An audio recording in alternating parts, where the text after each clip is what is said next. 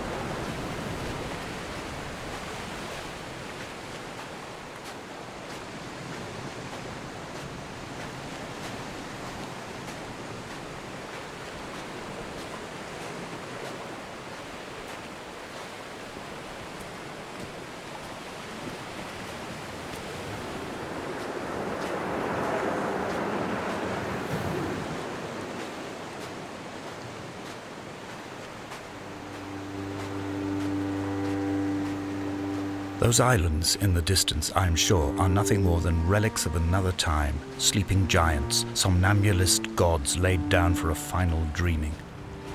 I wash the sand from my lips and grip my wrist ever more tightly. My shaking arms will not support my fading diaries.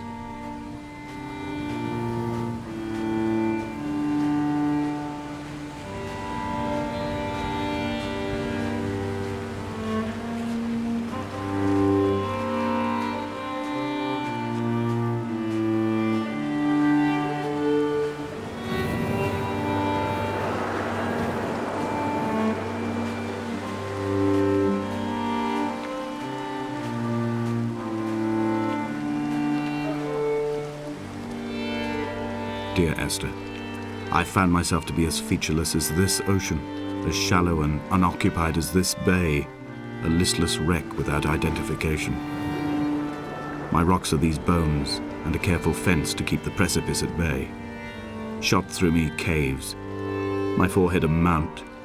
This aerial will transmit into me so. All overexposed, the nervous system, where Donnelly's boots and yours and mine still trample. I will carry a torch for you. I will leave it at the foot of my headstone. You will need it for the tunnels that carry me under.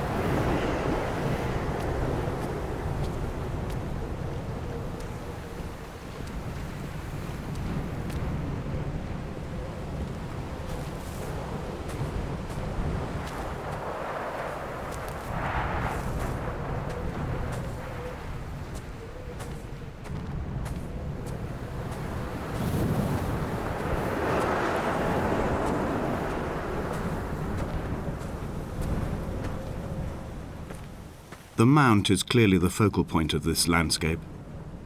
It almost appears so well placed as to be artificial. I find myself easily slipping into the delusional state of ascribing purpose, deliberate motive to everything here. Was this island formed during the moment of impact? When we were torn loose from our moorings and the seatbelts cut motorway lanes into our chests and shoulders, did it first break surface then?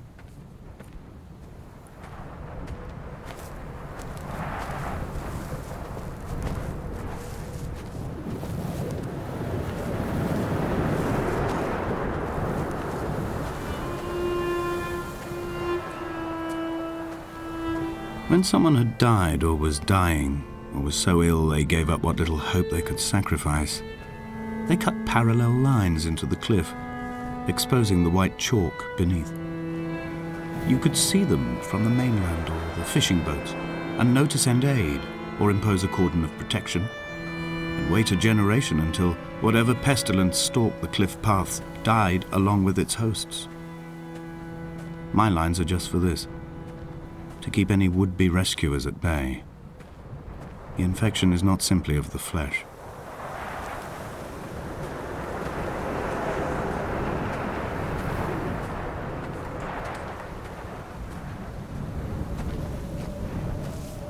I quote directly, "A motley lot with little to recommend them.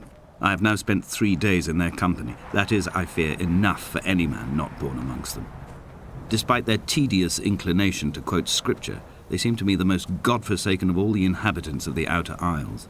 Indeed, in this case, the very gravity of that term, forsaken by God, seems to find its very apex. It appears to me that Donnelly, too, found those who wander this shoreline to be adrift from any chance of redemption. Did he include himself in that, I wonder?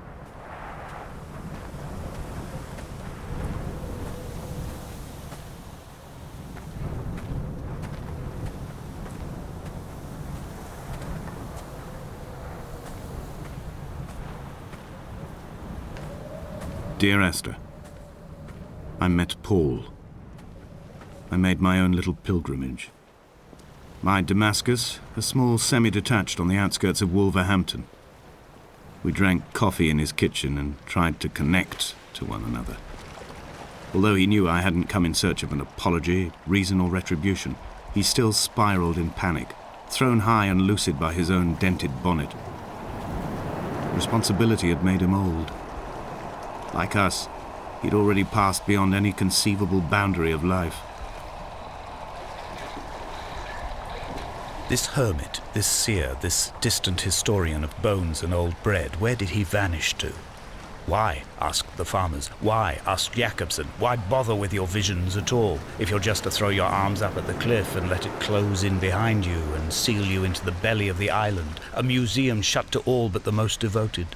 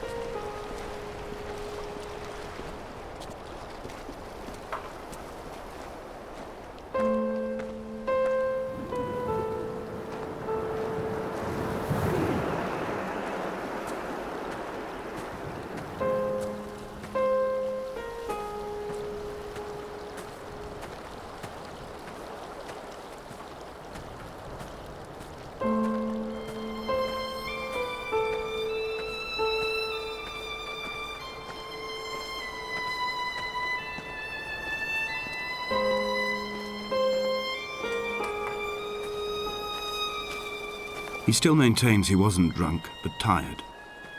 I can't make the judgment or the distinction anymore. I was drunk when I landed here, and tired too. I walked up the cliff path in near darkness and camped in the bay where the trawler lies beached. It was only at dawn that I saw the bothy and decided to make my temporary lodgings there. I was expecting just the aerial and a transmitter stashed in a weatherproof box somewhere on the mount. It had an air of uneasy permanence to it. Like all the other buildings here, erosion seems to have evaded it completely.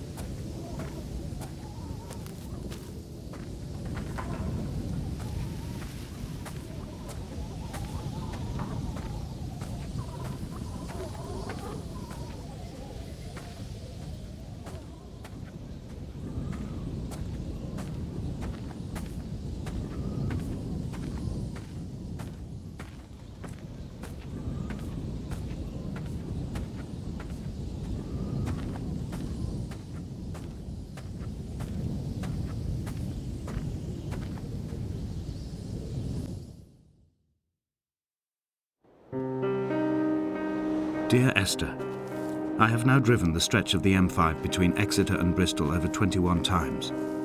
But although I have all the reports and all the witnesses and have cross-referenced them within a millimetre using my Ordnance Survey maps, I simply cannot find the location. You'd think there would be marks to serve as some evidence. It's somewhere between the turn-off for Sanford and the welcome brake services. But although I can always see it in my rear-view mirror, I have as yet been unable to pull ashore.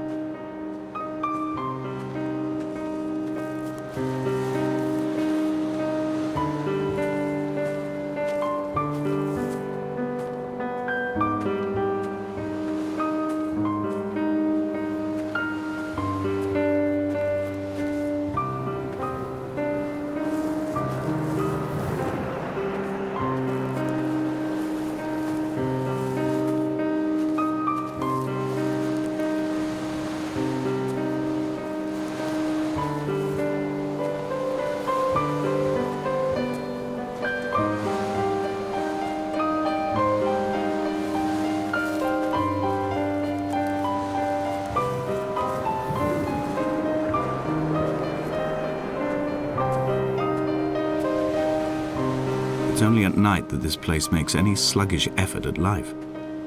You can see the buoy and the aerial. I've been taking to sleeping through the day in an attempt to resurrect myself. I can feel the last days drawing upon me. There's little point now in continuation. There must be something new to find here. Some nook or some cranny that offers a perspective worth clinging to. I've burnt my bridges. I've sunk my boats and watched them go to water.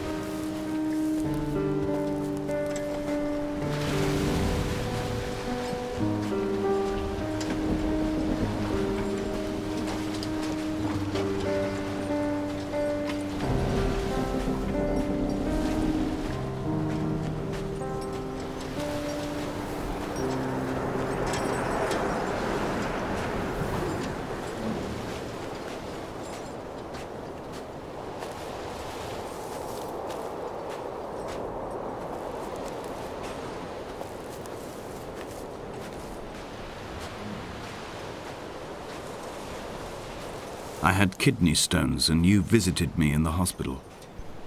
After the operation, when I was still half submerged in anesthetic, your outline and your speech both blurred. Now my stones have grown into an island and made their escape, and you have been rendered opaque by the car of a drunk.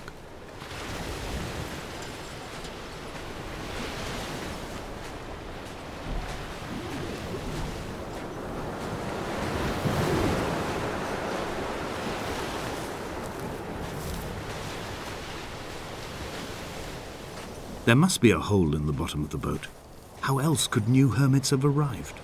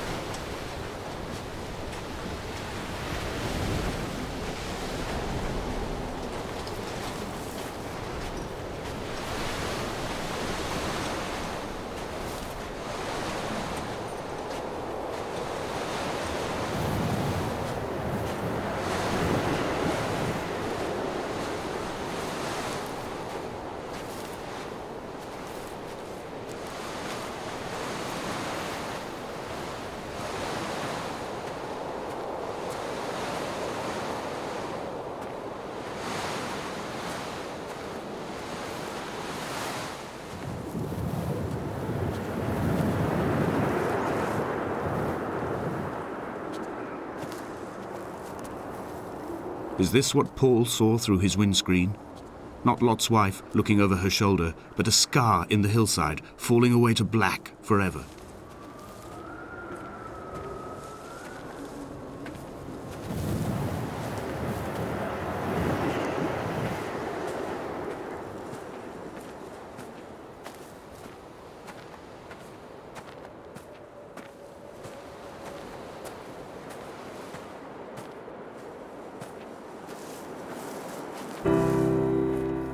I've begun to climb, away from the sea and towards the center.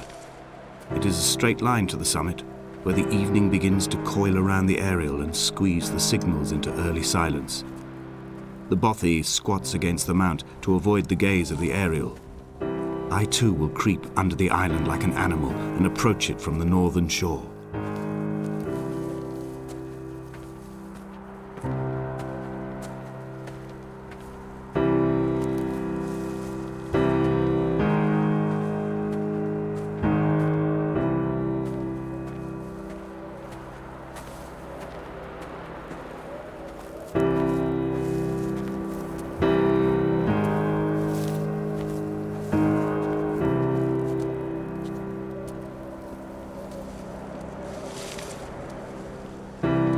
The bothy was constructed originally in the early 1700s. By then, shepherding had formalized into a career. The first habitual shepherd was a man called Jakobsen, from a lineage of migratory Scandinavians. He was not considered a man of breeding by the mainlanders. He came here every summer whilst building the bothy, hoping eventually that becoming a man of property would secure him a wife and a lineage. Donnelly records that it did not work. He caught some disease from his malcontented goats and died 2 years after completing it. There was no one to carve white lines into the cliff for him either.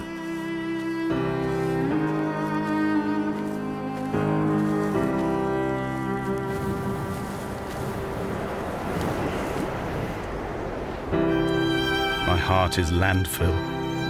These false dawns waking into the still never light. I sweat for you in the small hours and wrap my blankets into a mass. I have always heard the waves break on these lost shores, always the gulls forgotten. I can lift this bottle to my ear, and all there ever is for me is this Hebridean music.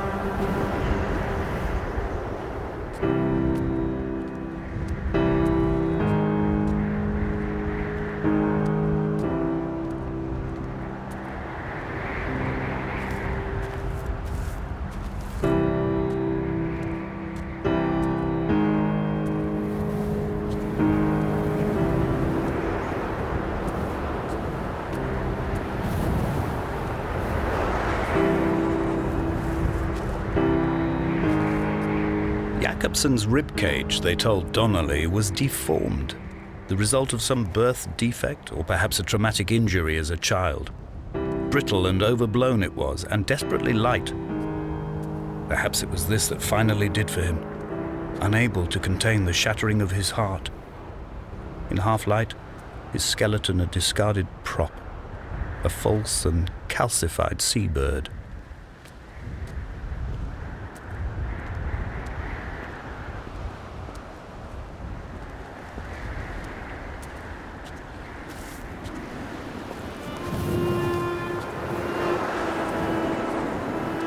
They found Jakobsen in early spring. The thaw had only just come. Even though he'd been dead nearly 7 months, his body had been frozen right down to the nerves and had not even begun to decompose. All around him, small flowers were reaching for the weak sun. The goats had adjusted happily to life without a shepherd and were grazing freely about the valley. Donnelly reports they hurled the body in fear and disgust down the shaft, but I cannot corroborate this story.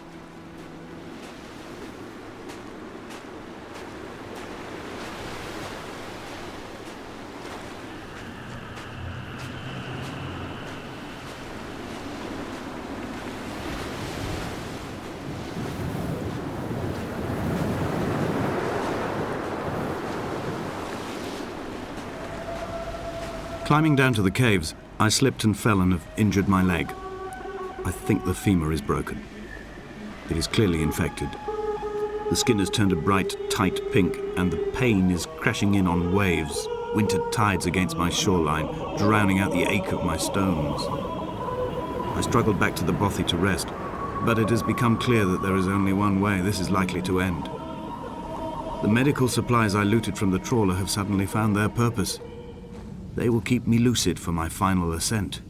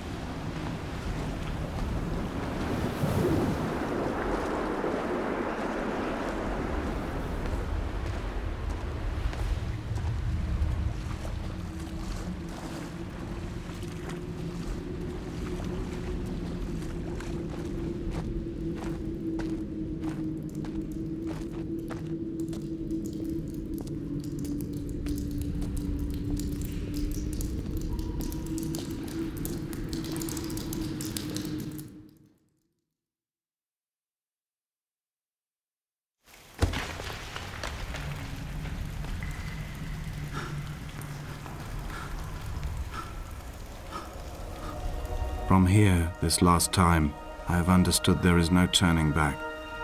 The torch is failing along with my resolve. And hear the singing of the sea creatures from the passages above me, and they are promising the return of the gulls.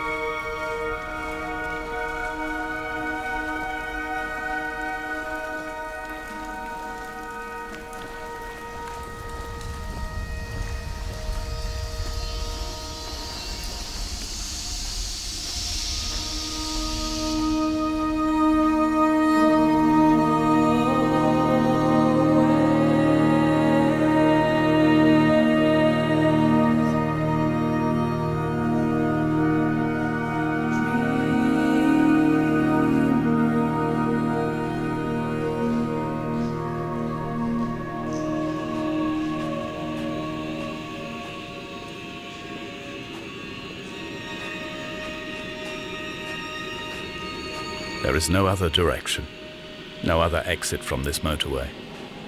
Speeding past this junction, I saw you waiting at the roadside, a one last drink in your trembled hands.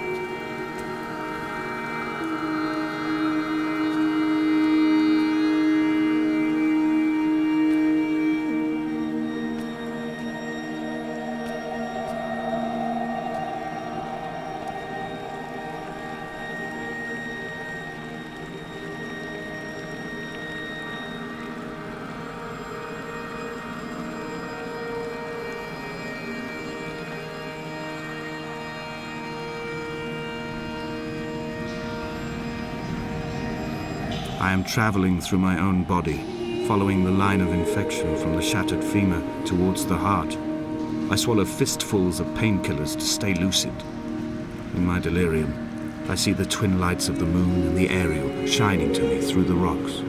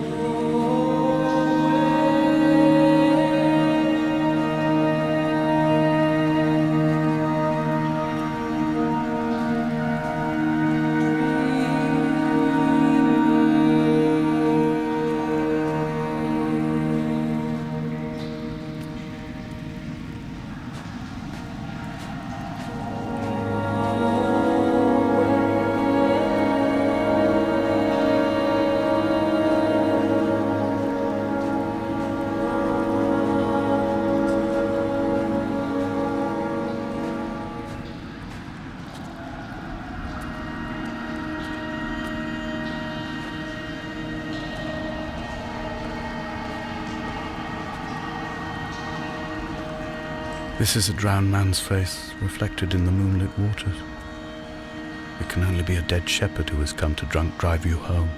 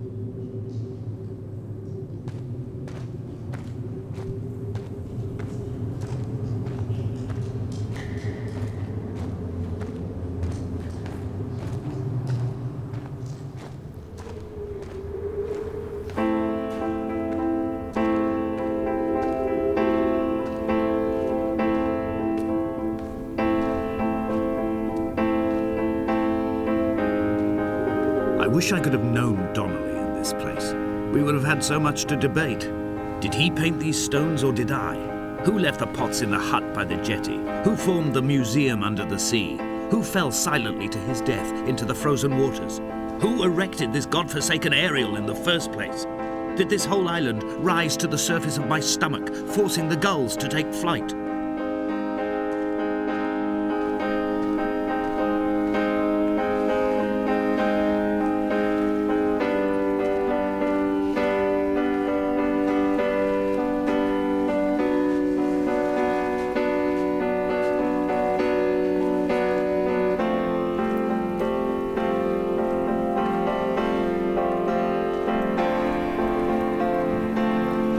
fire and soil, I chose fire. It seemed the more contemporary of the options, the more sanitary. I could not bear the thought of the reassembly of such a ruins. Stitching arm to shoulder and femur to hip, charting a line of thread like traffic stilled on a motorway, making it all acceptable for tearful aunts and traumatized uncles flown in specially for the occasion. Reduce to ash, mix with water, make a phosphorescent paint for these rocks and ceilings.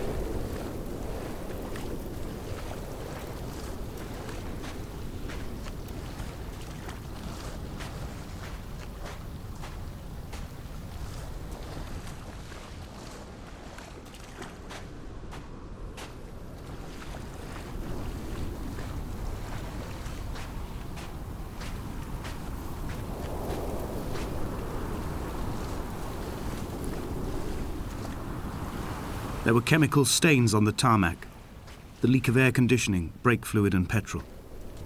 He kept sniffing at his fingers as he sat by the roadside, waiting as if he couldn't quite understand or recognize their smell. He said he'd been travelling back from a sales conference in Exeter.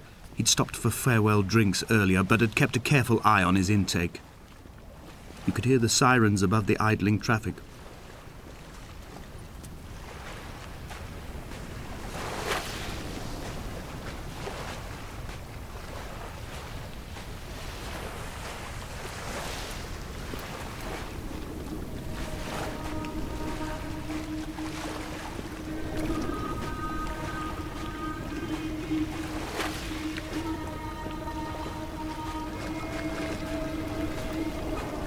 From here, I can see my armada. I collected all the letters I'd ever meant to send to you, if I'd have ever made it to the mainland, but had instead collected at the bottom of my rucksack, and I spread them out along the lost beach. Then I took each and every one, and I folded them into boats. I folded you into the creases, and then, as the sun was setting, I set the fleet to sail. Shattered into 21 pieces, I consigned you to the Atlantic, and I sat here until I'd watched all of you sink.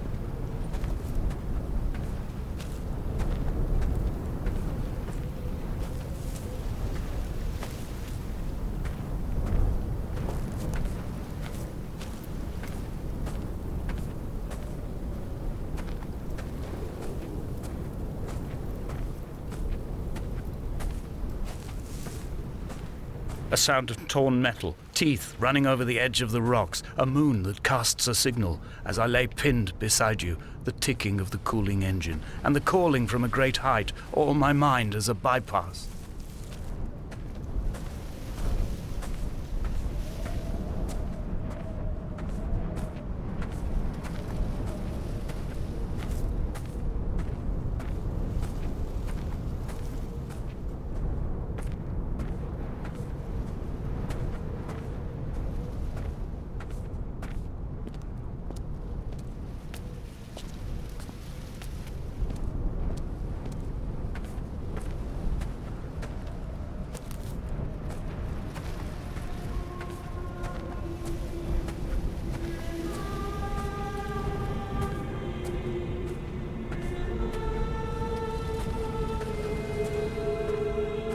I've begun my voyage in a paper boat without a bottom.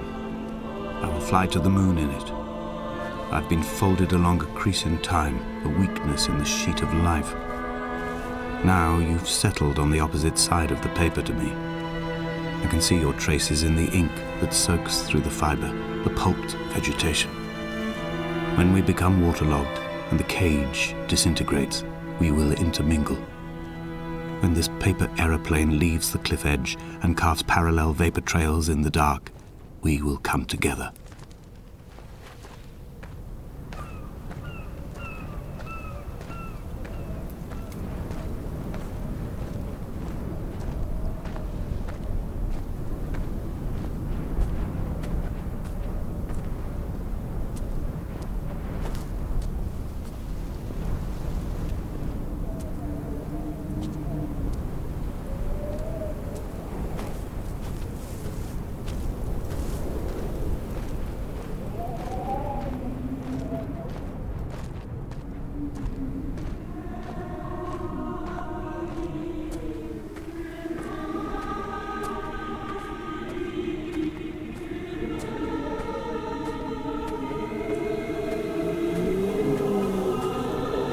If only Donnelly had experienced this, he would have realized he was his own shoreline, as am I.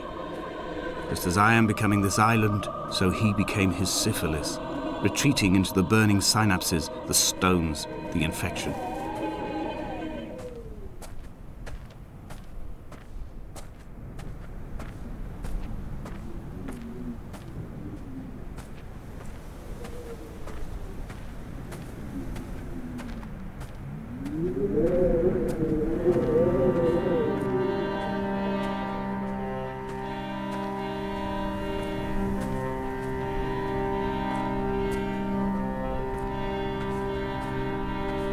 There are headlights reflected in these retinas, too long in the tunnels of my island without a bottom. The sea creatures have risen to the surface, but the gulls are not here to carry them back to their nests. I've become fixed, open and staring, an eye turned on itself. I've become an infected leg whose tracking lines form a perfect map of the junctions of the M5. I will take the exit at mid-thigh and plummet to my Esther.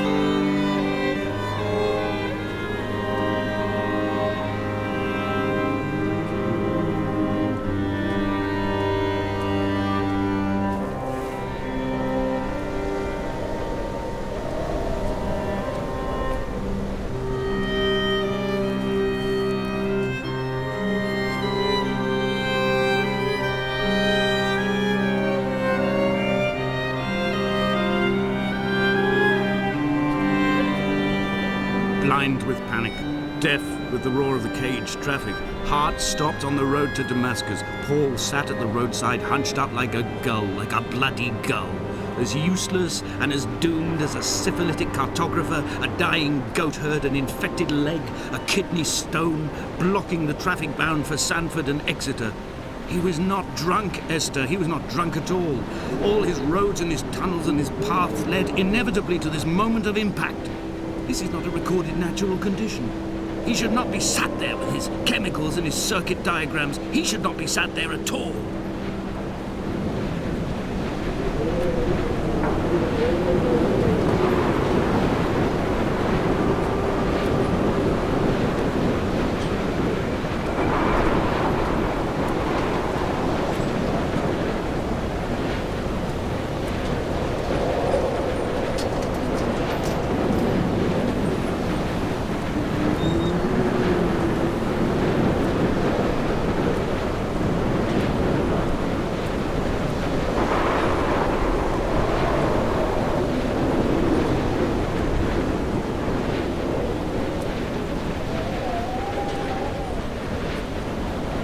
I am the Ariel.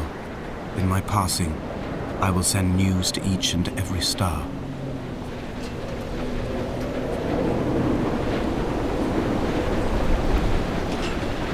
Dear Esther, I have burnt my belongings, my books, this death certificate. Mine will be written all across this island. Who was Jacobson? Who remembers him? Donnelly has written of him, but who was Donnelly? Who remembers him? I have painted, carved, hewn, scored into this space all that I could draw from him. There will be another to these shores to remember me. I will rise from the ocean like an island without bottom, come together like a stone, become an Ariel, a beacon that they will not forget you. We have always been drawn here. One day the gulls will return and nest in our bones and our history. I will look to my left and see Esther Donnelly flying beside me. I will look to my right and see Paul Jacobson flying beside me. They will leave white lines carved into the air to reach the mainland, where help will be sent.